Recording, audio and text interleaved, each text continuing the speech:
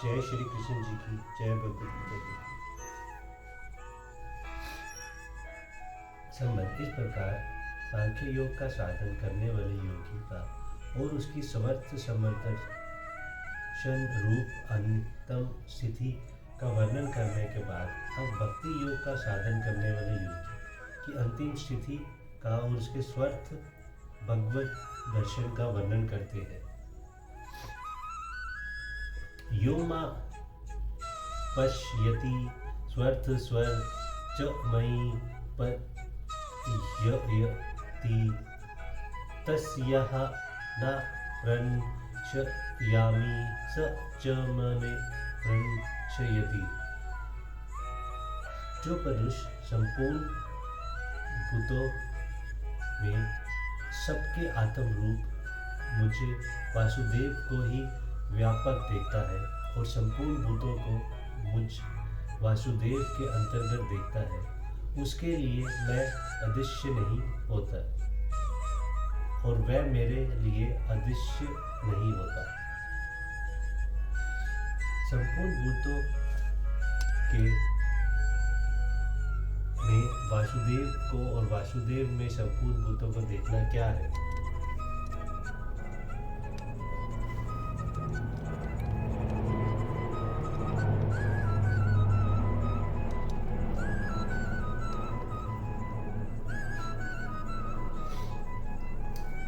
जैसे बादल में आकाश और आकाश में बादल है, वैसे ही संपूर्ण भूतों में भगवान वासुदेव है और वासुदेव में संपूर्ण भूत है। इस प्रकार अनुभव करना ही ऐसा देखना है।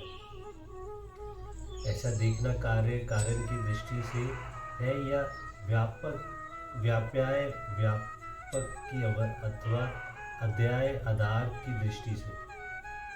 सभी दृष्टि से ऐसा देखा जा सकता है, क्योंकि बादलों में आकाश की भांति भगवान वासुदेव ही इस संपूर्ण चराचर संसार के महाकरण है। वही सब में व्यापक है और वही सब में एकमात्र आधार है। वे परमेश्वर आकाश की भांति संपूर्ण चराचर संसार के महाकरण कैसे है और सर्वव्यापी तथा सर्वदार किस प्रकार है। आकाश वायु वायुर्गिन अग्निरा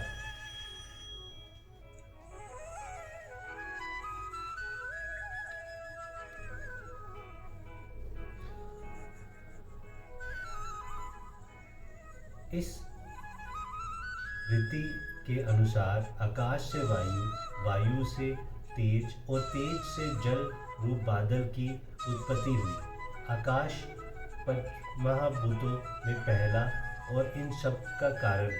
इसकी उत्पत्ति का मूल कारण परंपरा से प्रकृति है। प्रकृति से परमेश्वर की अध्यक्षता में सबकी रचना करती है और वह प्रकृति परमेश्वर की एक शक्ति विशेष है, इसीलिए ये परमेश्वर से भिन्न नहीं है। इस दृष्टि से संपूर्ण चराचर जगत उन्हीं से उत्पन्न होता है, अतएव वह ही इसके महाकरण है। भगवान ने स्वयं भी कहा है,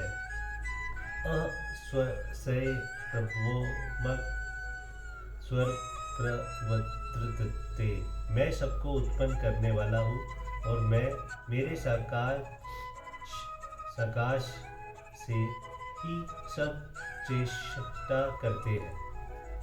इसी प्रकार जैसे आकाश बादलों में सभी अंशों में स्वरथा परिपूर्ण है, व्यापक है, वैसे ही परमेश्वर समस्त चराचर संसार में व्यापक है। मया तत्मिंद स्वर्ग जगत व्यक्त मुतिर्ना, मुझे अव्यक्त मूर्ति परमात्मा से ये सारा जगत व्यापक है। और जैसे बादलों का आधार आकाश है, आकाश के बिना बादल रहे ही कहा, एक बादल ही क्यों वायु तेज जल आदि कोई भी भूत आकाश के आश्चर्य बिना नहीं ठहर सकता। वैसे ही इस संपूर्ण चराचर विश्व के एकमात्र परमदार परमेश्वर ही है और समस्त जगत में भगवान के साकार रूप को और भगवान के साकार रूप में समस्त जगत को कैसे देखा जा सकता है। जिस प्रकार एक ही चतुर भूरूपिया नाना प्रकार के वेश धारण करके आता है और जो उस भयरूपीय से और उसकी बोलचाल आदि से परिचित है, वह सभी रूपों में उसे पहचान लेता है। वैसे ही समस्त जगत में जितने भी रूप हैं, सब श्री भगवान के ही वेश है। वह उन्हें पहचानते नहीं है, इसी से उनका भगवान से भिन्न समझकर उनसे डरते संकुचाते हैं तथा उन्हें सेवा नहीं करना चाहते। जो समस्त जगत के सब प्राणियों में उनको पहचान लेते हैं, वह चाहे वेश भेद के कारण बाहर से व्यवहार में भेद रख के परंतु हृदय में तो उनकी पूजा ही करते हैं। हमारे पिता या प्रियतम बंधु किसी भी रूप में आवे, यदि हम उन्हें पहचान लेते हैं तो फिर क्या उनकी सेवा सत्कार से कुछ त्रुटि रखते हैं। इसीलिए गोस्वामी तुलसीदास जी महाराज ने कहा, सिए राम मैं सब जग जानी, करूँ प्रणाम जोरी जुग पानी। जैसे श्री बलदेव जी ने ब्रज में बछड़ों गोपाल को और उनकी सब समर्गियों में श्री कृष्ण के दर्शन किए थे और दृष्टि से भगवान ओझल नहीं होते, वह भगवान की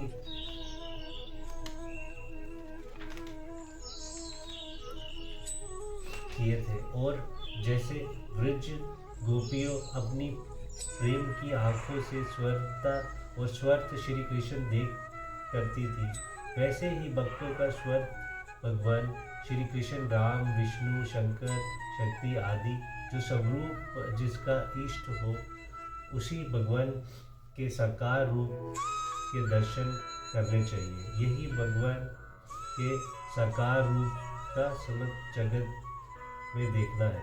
इसी प्रकार जैसे अर्जुन ने भगवान श्री कृष्ण दिव्य शरीर में, यशोदा मैया ने बाल रूप भगवान श्री कृष्ण के मुख में और भक्त काकभूषणी जी ने भगवान श्री राम के उदर में समस्त विश्व को देखा था, वैसे ही भगवान ने किसी भी स्वरूप के अंतर्गत समस्त विश्व को देखना चाहिए। यही भगवान के सगुण रूप की समस्त जगत को देखना है।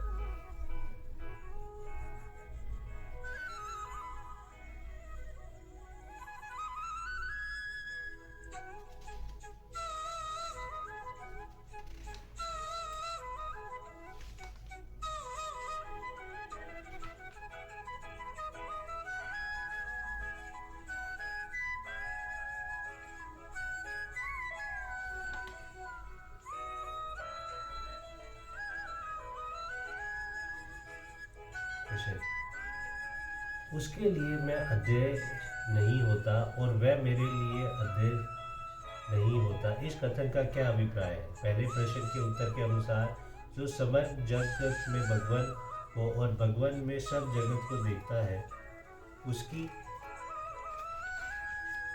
दृष्टि में भगवान कभी ओझल नहीं होते और वह भगवान की दृष्टि में कभी ओझल नहीं होता। अभिप्राय यह है कि सौंदर्य, मधुर्य, ऐश्वर्य, औदार्य आदि के अनंत समुद्र रसमय और आनंदमय भगवान के देव दुर्लभ सच्चिदानंद स्वरूप के साक्षात दर्शन हो जाने के बाद भक्त और भगवान को संयोग सदा के लिए अविच्छिन्न हो जाते हैं।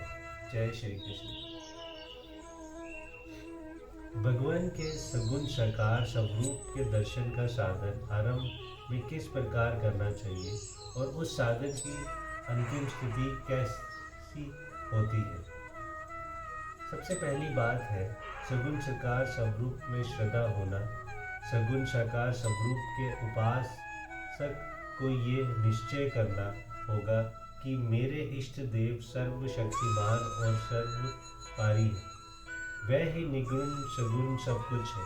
यदि साधन अपनी चेष्टा अपनी इष्ट की अपेक्षा अन्य किसी भी स्वरूप को ऊंचा मानता है तो उसका अपनी इष्ट की उपमान उपासना से सर्वोजव फल नहीं मिल सकता। इसके बाद भगवान के जिस स्वरूप में अपनी इष्ट बुद्धि दृढ़ हो उसी को किसी अपने मन के अनुकूल मूर्ति या चित्रपट को सुखमुख रखकर और उसमें प्रत्यक्ष और चेतन बुद्धि कर अत्यंत श्रद्धा और प्रेम के साथ उसकी विधिवत पूजा करनी चाहिए और सत्वन प्रार्थना तथा ध्यान आदि के द्वारा उत्तरोत्तर प्रेम बढ़ाते रहना चाहिए। पूजा के समय दृढ़ श्रद्धा के द्वारा साधक को ऐसी प्रतीत करनी चाहिए कि भगवान की मूर्ति जड़ मूर्ति नहीं है, वह ये साक्षात चलते फिरते हंसते बोलते और खाते पीते चेतन भगवान है।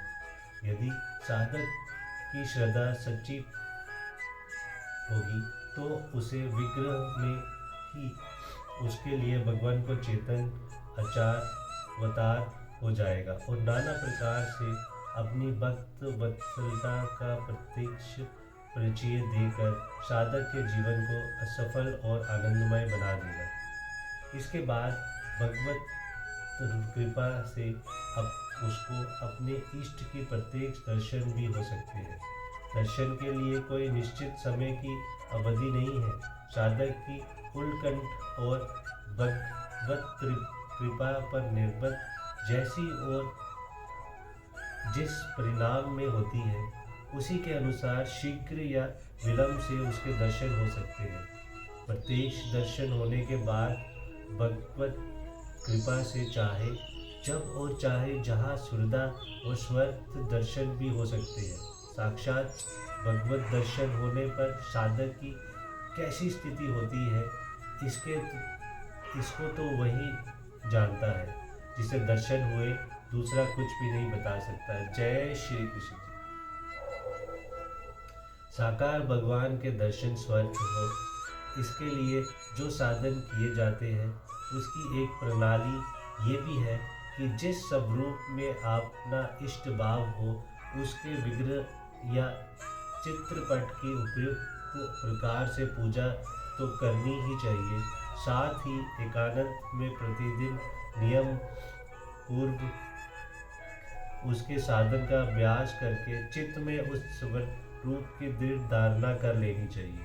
कुछ धारणा हो जाने पर एकांत स्थान में बैठकर और आंखें खुली रखकर आकाश में मानसिक मूर्ति की रचना करके उसे देखने का अभ्यास करना चाहिए। भगवत कृपा का आश्चर्य करके विश्वास, श्रद्धा और निश्चय के साथ बार बार ऐसे अभ्यास किया जाएगा तो कुछ ही समय के बाद आकाश में इष्ट की स्वर्वा तक पूर्ण हस्ती बोलती हुई सी मूर्ति दिखने लगेगी। ये अभ्यास साध्य बात है। चित्त की वृत्तियों को अपने इष्ट स्वरूप के आकार वाली बना देने का अभ्यास सिद्ध हो जाने पर जब कभी भी उक्त स्वरूप का अनन्य चिंतन होगा तभी साधक जहाँ चाहेगा वही आंखों में सामने इष्ट का स्वरूप प्रकट हो सकता है। इस अभ्यास में दृढ़ हो जाने पर चलते फिरते वृक्ष, भेल, मनुष्य, पशु, पक्षी आदि जो भी पदार्थ दिखे मन के द्वारा उनके स्वरूप को हटाकर उनकी जगह इष्ट मूर्ति की दृढ़ धारणा करनी चाहिए। ऐसे करते करते यहाँ तक हो सकता है कि साधक प्रत्येक वस्तु में उस वस्तु के स्थान में अपने इष्ट की मानसिक मूर्ति के दर्शन अनायास ही कर सकता है। इसके बाद भगवत कृपा से उसे भगवान के वास्तविक दर्शन भी हो सकते हैं और फिर वह प्रत्यक्ष और यथार्थ रूप में स्वर्ग भगवान को देख सकता है। जय श्री कृष्ण। हरे